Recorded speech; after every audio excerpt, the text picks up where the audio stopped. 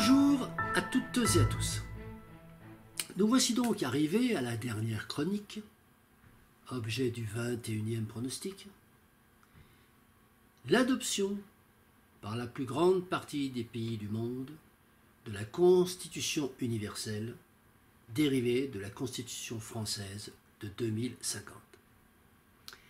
Avec la bascule institutionnelle de 2050, la France sera en effet le premier pays à entériner définitivement la fin de la croissance et à s'installer résolument dans une gestion de la décroissance inéluctable.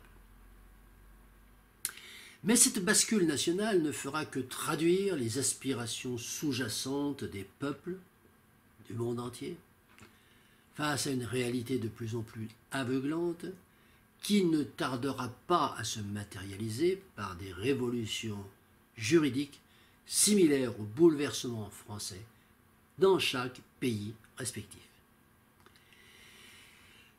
Et contrairement à ce que pronostiquent aujourd'hui les décroissants technocrates, décroissants inconsciemment inféodés au grand capital, eh bien, contrairement à ce qu'ils pronostiquent, nous n'assisterons pas à une décrue industrielle organisée dans le cadre d'une planification conçue par des gouvernants élitaires, des gouvernants déclarant officiellement vouloir agir pour le bien du peuple, mais au contraire, nous verrons devant nous se dérouler la résultante d'un ensemble de forces économiques, de forces politiques, sociales, déclenchées aléatoirement par la déplétion fossile et minérale, faisant alors émerger une intelligence collective nouvelle chez des populations appelées à prendre progressivement le pas sur les prérogatives de l'État tout-puissant. C'est ainsi que la deuxième partie du XXIe siècle marquera, dans la plupart des pays développés, le déclin des technocrates de tous bords, qu'ils soient d'obédience politicienne, économique, sociale ou écologique. Et parallèlement à l'effondrement du mythe de la croissance infinie et par là même de son avatar, le développement durable, nous assistons, avec soulagement, à la disparition des taxeurs, régulateurs, réglementaristes, planificateurs, législateurs compulsifs et autres échafaudeurs de matrices économiques en bureaux confinés. Ce processus irréversible de remplacement des États politiciens par des États gestionnaires s'accompagnera de la transformation progressive du métier d'homme politique qui, depuis déjà la moitié du XXe siècle, ne relève plus qu'une technique marketing consistant dans un premier temps à identifier et cristalliser les désirs préconscients des populations grâce au sondage d'opinion, et dans un deuxième temps, à savoir enclencher rapidement la marche arrière lorsqu'une mesure mal fagotée apparaît finalement contraire à la volonté du plus grand nombre. Les politiciens de l'ex-civilisation industrielle, eh bien tous ces politiciens seront remplacés par des gestionnaires au service unique de l'intérêt public et ils seront contrôlés par le peuple assemblé. Par ailleurs, la fin des ressources fossiles et par voie de conséquence la rareté, la cherté de l'énergie constitueront des facteurs déterminants de la montée en puissance de la responsabilisation individuelle. L'individu de base, appelé à se débrouiller avec moins qu'avant, et sans le parapluie d'un État-providence en situation de faillite, sera amené à raisonner sans passer obligatoirement par la case État. Et c'est ainsi que l'entité étatique, en perdant l'essentiel de son pouvoir coercitif et autocratique, sera progressivement rétrogradée dans un rôle de gestionnaire avisé, mais placé sous le contrôle de l'intelligence collective. De nouvelles doctrines politiques emboîteront le pas de cette évolution spontanée des masses, tirant les leçons du socialisme et du capitalisme des faits. le déclin des macrostructures, qu'elles soient d'inspiration bureaucratique ou financière, ouvrira une voie royale à la dissémination de microstructures flexibles, individuelles et locales. Pour la première fois dans l'histoire de la société humaine, l'État sera enfin mis en face de ses responsabilités, l'État sera jugé sur ses résultats et il sera sommé de s'auto-financer sans avoir la possibilité de recourir à l'impôt. La Constitution française de 2050, véritable révolution juridique au travers de ses 116 articles, traduira en réalité 5 grandes idées forces. Première idée, la fabrique, nous l'avons déjà énoncé dans notre chronique précédente, la fabrication de la loi ne peut émaner que du peuple assemblé. Deuxièmement, la bureaucratie exécutive, gouvernement central et mandataires locaux, peut et doit être contrôlée par le peuple assemblé. Troisièmement, l'activité économique, hormis les services publics marchands, ne peut être menée que par des personnes physiques. Quatrièmement, la création monétaire est basée sur les talons or. Et cinquièmement, le crédit monétaire porteur d'intérêt est aboli. Ces 5 grands principes seront intégrés par la quasi-totalité des constitutions de la planète, avec toutefois des déclinaisons particulières selon les spécificités culturelles de chaque nation, et avec plus ou moins de rapidité selon l'importance de leur reliquat en ressources naturelles finies, mais dans un contexte global de démondialisation accélérée. Nous terminerons donc cette série de chroniques en énumérant les principales mesures énoncées par ce texte fondateur. Mesures qui permettront à partir du milieu du XXIe siècle aux différents peuples de la planète Terre d'optimiser d'un point de vue politique et social la gestion de la décroissance économique inéluctable. Alors tout d'abord, pour ce qui concerne les institutions. Dans le cadre des institutions, le pouvoir législatif, c'est-à-dire le pouvoir d'élaborer les règles coercitives, ou encore de fabriquer la loi prise en tant que terme générique, ce pouvoir suprême, ne pourra être exercé que directement par le peuple, à l'exclusion de toute forme de représentation.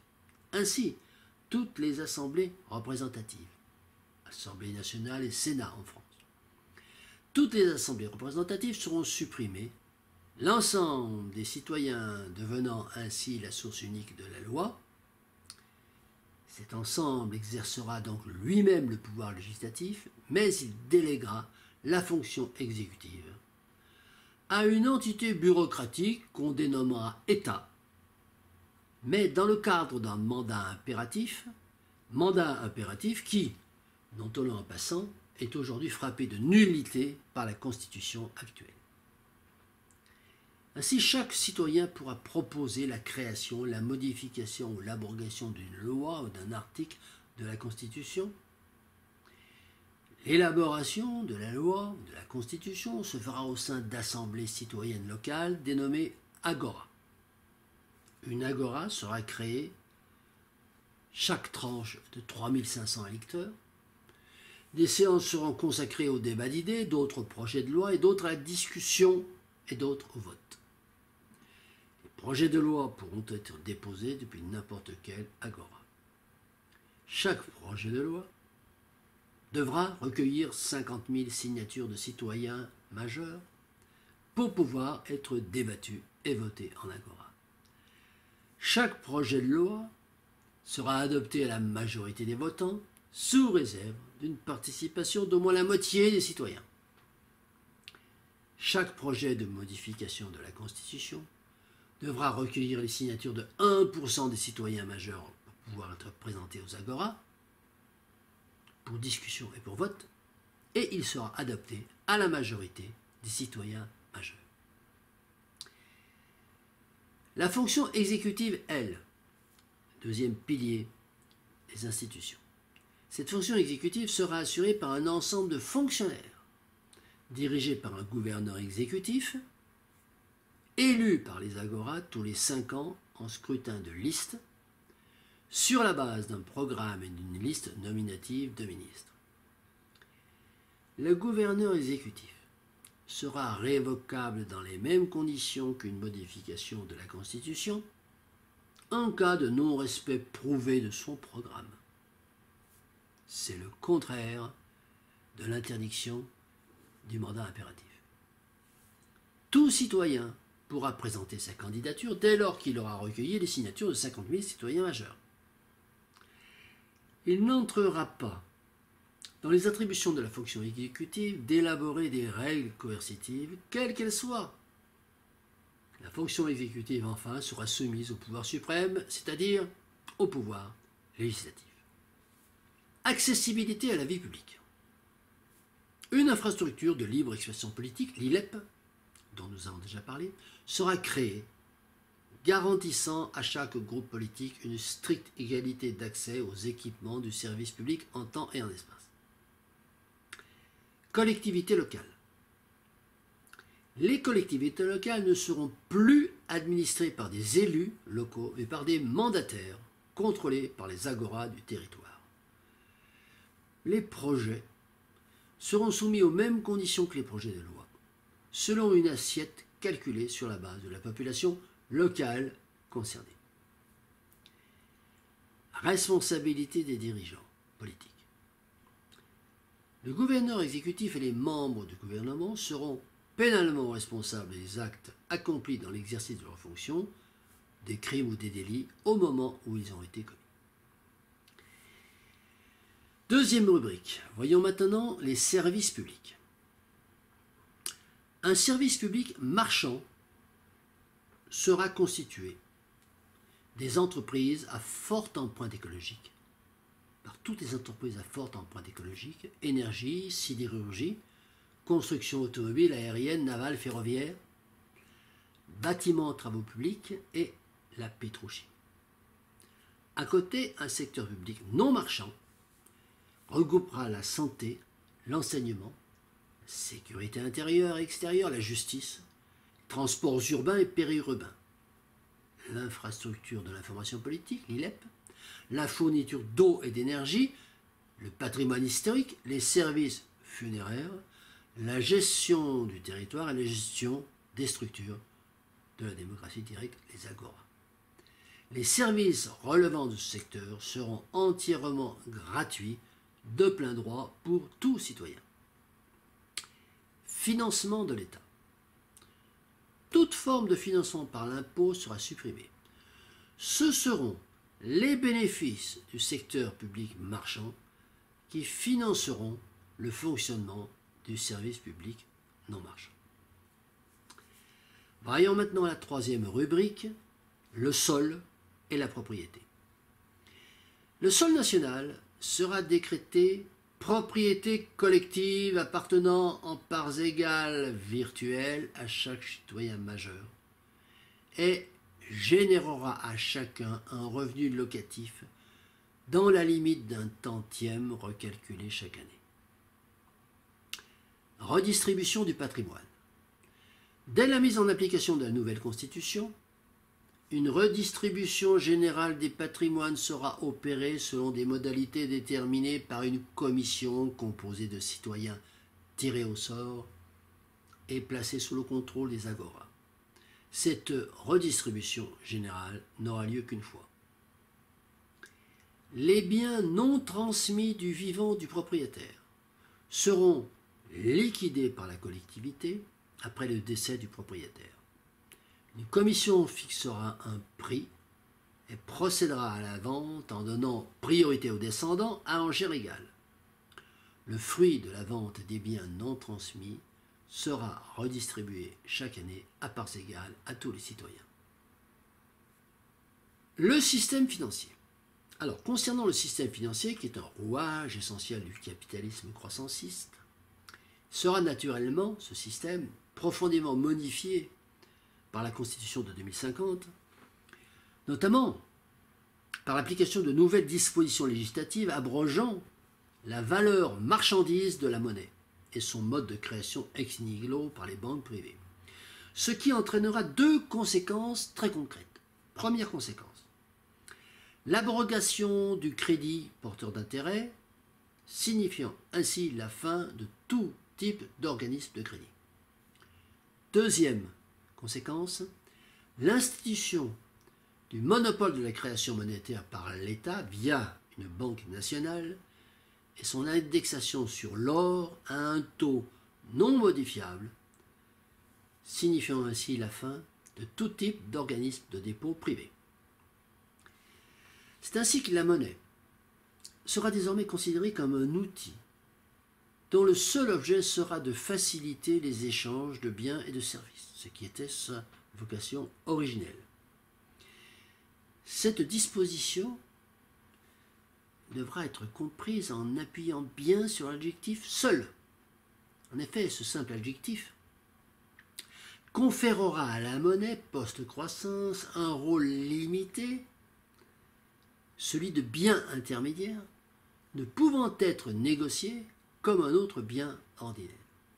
Car il faut bien comprendre que, dans le système croissanciste actuel, cette nature initiale de la monnaie a été étendue abusivement à une nature de marchandise, marchandise pouvant être vendue, au même titre que les autres marchandises dont elle est censée faciliter l'échange. En France, c'est notamment par l'intermédiaire des articles 1892 à 1897 du Code civil qu'est permis la vente d'une somme de monnaie contre une somme de monnaie supérieure, autrement dit qu'est institué le crédit monétaire porteur d'intérêt. La nouvelle constitution post-croissance de 2050, au contraire, énoncera clairement le principe que la monnaie ne peut être vendue en échange d'elle-même, d'où il découlera que le crédit monétaire porteur d'intérêt ne sera pas reconnu par la loi. Cette disposition entraîne de facto la cessation immédiate de la création monétaire par les banques privées via l'octroi de crédits financiers. Dans le système croissanciste actuel, la création monétaire est effectuée par les banques privées. En effet, lorsqu'une banque privée prête 1 000 € à un citoyen, elle ne fait qu'inscrire par la magie de son seul clavier informatique une dette de ce citoyen pour 1 000 € au crédit de son bilan. Par cette opération, elle met donc en circulation 1 000 € qu'elle ne possède pas. C'est ce qu'on appelle la création monétaire ex nihilo garantie par l'État, 12 euphémismes pour désigner une activité de faux monnayeur autorisée par la loi. La constitution post-croissance mettra fin à cette forfaiture et attribuera le pouvoir de la création monétaire garantie par la loi à la seule Banque nationale. La monnaie physique émise de façon monopolistique par la Banque nationale devant pouvoir être convertie librement en or à tout moment. Eh bien, de ce fait, la Banque nationale ne pourra donc pas émettre plus de monnaie qu'elle ne possédera d'or en stock. Par surcroît, il lui sera impossible de contourner cette obligation en modifiant le taux de parité via une dévaluation, ce qui signifierait, et ce qui a signifié d'ailleurs, émettre plus de monnaie pour un même stock d'or, et de ce fait revenir à une création ex nihilo comparable à celle de la constitution croissanciste actuelle. C'est pourquoi le taux de parité sera inscrit dans la constitution post-croissance afin qu'il ne puisse pas être modifié sans un agrément du peuple tout entier. Il apparaîtra toutefois qu'une monnaie émise uniquement à partir du stock d'or possédé par la nation risquerait de générer une pénurie de liquidités préjudiciable à la conduite de l'activité économique, car il est exact que la mise en œuvre d'une activité économique, surtout à ses débuts, nécessite des investissements, c'est-à-dire des achats structurels qui ne peuvent pas être compensés par des recettes immédiates. Afin de pallier cette difficulté, afin de financer ces investissements en biens ou en services, La constitution post-croissance proposera de recourir prioritairement au crédit fournisseur, c'est-à-dire à l'acceptation d'un paiement différé au citoyen agissant vendeur par le citoyen agissant acheteur du bien ou du service considéré. Par ailleurs, il se révélera que les investissements de développement ne seront pas très nombreux dans l'économie post-croissance et que l'activité économique tendra spontanément vers un état de stabilisation durable où seuls les excédents de gestion des exercices précédents pourront être réinvestis dans l'exercice en cours et que de ce fait les apports de capitaux importants, tout au moins, ne seront pas requis. Mais malgré tout, la constitution post-croissance prévoira un dispositif permettant de financer les investissements sans avoir à recourir à la création monétaire, et ce sera le principe de la banque d'échange, permettant, dans la limite d'un certain plafond, permettant à tout citoyen agissant d'inscrire à son crédit une somme virtuelle correspondant à la valeur des biens ou services qu'il s'engagera à vendre contractuellement à d'autres citoyens et à utiliser cette somme pour acheter d'autres biens ou d'autres services. La création monétaire par les banques privées sera donc abolie. Enfin, la Banque nationale sera chargée d'octroyer une prime de démarrage d'activité en monnaie d'échange à chaque citoyen entrant dans la vie active. Elle sera chargée de reverser les revenus du sol, tantième à chaque citoyen, ainsi que la répartition des successions. Voyons maintenant le chapitre de la solidarité. Une règle très simple présidera à la politique de solidarité. Cette règle, c'est celle-ci. Tous les citoyens en difficulté pourront intégrer de plein droit des établissements dénommés ateliers nationaux qui fourniront un hébergement, une nourriture et un pécule mensuel en contrepartie d'un travail adapté. Pour ce qui concerne maintenant le principe du mode de faire valoir économique. Un seul statut juridique de l'entreprise sera admis.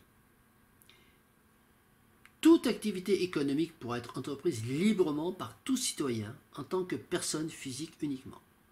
La personnalité morale sera abolie, c'est-à-dire tout type de société par action ou par sociale. Pour ce qui concerne maintenant la vie civile, scolarité. Sous condition de la réussite d'un examen, un droit universel aux études de 10 ans, un droit universel de 10 ans à faire des études, sera ouvert à tout citoyen. Ce droit pourra être exercé à tout moment de la vie active.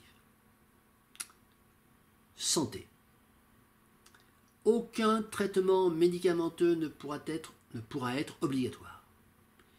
Le service public de la santé, service non marchand, s'engagera à proposer une offre thérapeutique diversifiée, comprenant obligatoirement au moins la phytothérapie. Natalité. Les aides à la natalité seront abolies, notamment les allocations familiales et les aides à l'enfance. Voyons maintenant le domaine de la culture. Patrimoine national.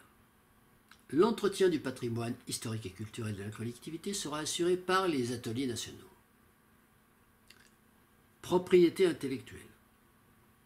La paternité d'une œuvre de création sera garantie par l'État, mais elle pourra être librement copiée, cette œuvre, dupliquée et diffusée, sous réserve d'indiquer le nom de l'auteur initial. Œuvre de création. Le service public de la culture organisera chaque année un grand marché de l'art. Dans le cadre de ce grand marché de l'art, des créations culturelles seront acquises par le service public en fonction des votes des citoyens visiteurs et dans le cadre d'un budget déterminé. Voyons maintenant le domaine de l'environnement.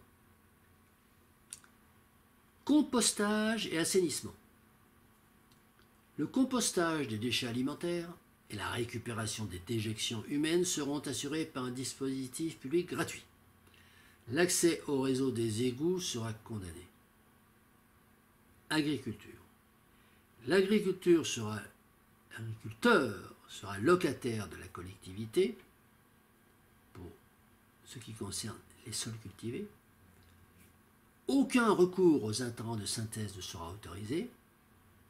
La vie animale, le végétal et le minéral ne pourront être brevetés. Enfin, dans le domaine des relations extérieures, et concernant l'immigration, toute personne étrangère pourra circuler, s'installer et exercer toute activité professionnelle librement, mais elle n'aura ni droit de vote, ni accès aux ateliers nationaux, ni aux services publics gratuits pendant les 5 premières années de sa résidence. Elle ne bénéficiera pas des revenus du sol. Et tantième. Défense nationale. En cas d'agression extérieure ou de catastrophe naturelle, la défense du territoire sera assurée par une armée défensive permanente. Neutralité, enfin. La neutralité sera décrétée au niveau des relations internationales. Cette neutralité interdira toute intervention militaire extérieure, sauf dans le cadre d'un pacte défensif entre autres pays neutres. Alors, cette énumération de mesures ne constitue naturellement qu'un survol de la constitution dite de la précroissance, constitution qui sera adoptée par l'ensemble des pays de la planète à partir de 2050. Le texte intégral de ces 116 articles pouvant être consulté dans l'ouvrage « Histoire économique et politique du XXIe siècle ». Quoi qu'il en soit, et en guise de conclusion à cette série de 21 chroniques, nous dirons que la brève aventure de la croissance, 1850-2050, 2 siècles, nous aura permis à nous autres Homo sapiens, devenus Homo industrialis, nous aura permis entre autres de vérifier le théorème d'Albert Einstein, à savoir qu'un mode de pensée qui génère un problème ne peut pas servir à régler le dit problème. Et il aura découlé de l'application de ce théorème la conviction que le système politique, qui a d'ores et déjà conduit l'humanité dans l'impasse de la croissance, ne pourra en aucune façon être réutilisé plus tard pour en sortir de cette impasse. C'est pourquoi le pronostic d'une bascule institutionnelle que j'ai déroulé devant vous, c'est le pronostic le plus probable, afin de pouvoir mettre sur pied une nouvelle organisation sociétale plus juste et plus équitable.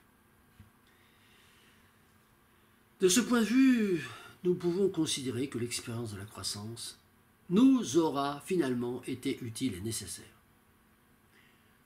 Par ailleurs, si la croissance n'avait pas eu lieu, nous aurions sans doute toujours pensé qu'elle eût été possible, et ce mythe nous aurait habité, nourrissant ce fameux péché d'orgueil dont l'espèce humaine sera prochainement et heureusement débarrassée. Enfin, l'expérience de la croissance nous aura convaincus que l'homme n'est pas plus fort que la nature, et qu'il est encore moins le roi de l'univers, mais qu'il est et demeurera simplement un animal doué de facultés inventives et adaptatives quelque peu supérieures aux autres espèces animales, sans plus.